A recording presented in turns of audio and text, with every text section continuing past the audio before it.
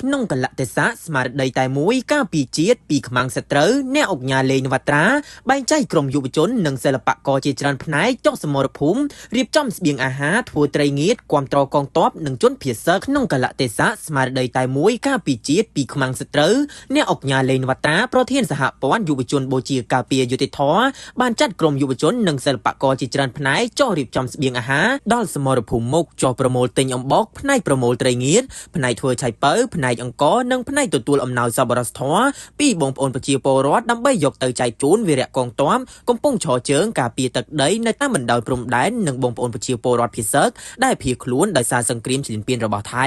ការចូលរួមរបស់យុវជនដឹកនាំដោយអ្នកអង្គការលេងនវត្រាធ្វើឡើងតាមរយៈការអំពាវនាវរបស់សម្ដេចតេជោនាយឧត្តមសេនីយ៍ផុតលេខផ្កាយមាស5ហ៊ុនសែនអគ្គភស្តុភារកម្ពុជាកងយោធពលខេមរៈភូមិន្ទគាំទ្រដល់កងកម្លាំងគ្រប់ប្រភេទនិងជនភៀសសឹកនៅពេលជួបការលំបាកស្មារតីសាមគ្គីកាន់តែរងមាំការចូលរួមរបស់ក្រុមយុវជនគឺជាការចូលរួមចំណែកលើកទឹកចិត្តដល់កងទ័ពដ៏អង្អាចក្លាហានរបស់កម្ពុជាដែលកំពុងឈរជើងជាប្រចាំដើម្បីការពារបូរណភាពទឹកដីនៅតាមបណ្ដោយព្រំដែនកម្ពុជាថៃ